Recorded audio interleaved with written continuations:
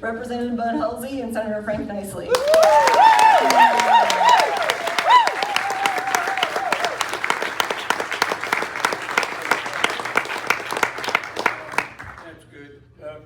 Thank you so much, and thanks for those flags. That's incredible. I appreciate it very much. And some of you I see on a regular basis down at the Capitol, and you're in there working bills, and you're working for these folks. You're working for the state of Tennessee, and I appreciate that way more than you know.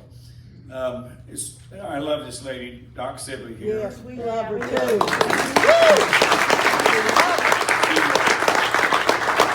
She recently asked me, she said, does anybody in your family suffer from mental illness? And I said, no, we all seem to enjoy it. Frank and I were just saying, there must be something wrong with us to keep going back. I love working with this guy. I tell people he's like buying a good laxative. He always gives you a good run for your money.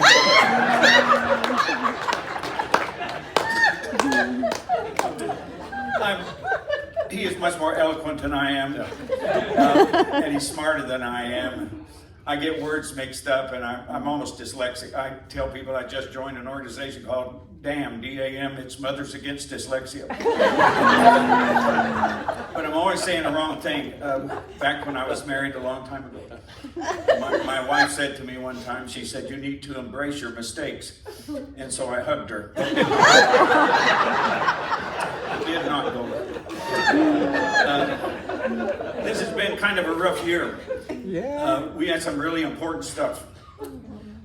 Jeff Cobble, as she mentioned, drafted the bill for notification, and this was the second time around on it.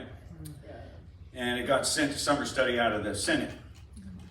They have promised us a genuine summer study. But none of this is going to take place till, I'll just tell you, till after the primary's over, the 1st of August. But I am promised that we will get that, and we are counting on Jeff to testify at that. And the biggest fight you have with that is with law school folks. They have been taught for the last 80 years that the Constitution is not supreme, the Supreme Court's supreme. And that's what your biggest wall is down there. Is that we had some others sent to summer study that were really important bills. The UCC bill, that I don't know if you've read David Webb's book, The Great Taking. If you haven't, you should, because all of your stock is at risk. Incredibly so, and so is my retirement, and so is yours. It's true. The big bankers show up and actually just threaten the whole state of Tennessee. The concern here simply does not apply. It would be a criminal act for them to do what is alleged to be the problem. Did you hear that silliness? Yeah. At the end of that crap, it makes no sense. Yeah. We lost both of them. Boomers are retiring into an economic worst-case scenario. The stock market could decline from peak to trough somewhere on the order of 45%. 45% down. 45% price. Over how long of a period? You're afraid. No. I'm not afraid. I'm terrified. Legislators in every state took those rights away, all without you having any knowledge of what was going on. In my opinion, it is a matter of when. There's no if about it. How could they prepare in the event of calamity? My father, Herbert Stein, very, very famous economist, famously said, if something cannot go on forever, it will stop. Hulsey. Thank you, Mr. Chairman, and thank you, Doc, for being here. You're one of my best friends, and you're one of the best friends of this legislature. You helped a whole lot of legislators back 3 or 4 years ago, providing them with information and help, and they're very grateful, and so am I. I'm glad you're here. I have wondered for a long time, of course, you get accused that this is all conspiratorial, but there must be a whole lot of other states that think it's other than conspiratorial because they're moving in that direction to stop. Your committee, I appreciate it. I will try not to be long. That is difficult for me, but I will do my best. As you know, in the formation of this country, when you had states before there was any central or federal government, they had their own charters and they did their own business. And they got together and they said, there are some onerous things that we have to deal with. It would be good if we had a the federal government that could take care of some things. So they got together and they said, let's form a federal government. But they wanted to make sure in the formation of this federal government that there was no mistake that this federal government could only have a very limited delegated power that they gave it. And they wrote a constitution, and a lot of people think the Constitution was written to establish and bestow rights, but it was not. Because government cannot bestow rights. God bestows rights. Government can either protect them and defend them or take them away. So they established a constitution, I think, for the primary reason to create big chains to chain down the federal government so that they only operated in the venue with the delegated powers that they were given. It turns out to be very interesting because when they also wrote this constitution, they said we're going to divide it up into 3 branches, a horizontal system of separation of powers. They said we'll have a presidential side or a president that's going to be with the executive branch. And then we'll have a legislative branch that makes law that deals with just the delegated power things that we gave you. Now, by the way, what were those things? Well, there was about 18 of them. That's all. Things like immigration, things like coining money, things like creating an army and a navy, things like interstate commerce and trade, those kinds of things. There were about 18 of them. And the founders, when they created this government, they wanted to make sure that the government understood that they were creating, that you have this small little garden to hoe in. It's got these 18 things. All this big garden belongs to the states. So you hoe in your little garden and stay out of our garden. That was their thinking. Hey Bud, it's Ginger Carter.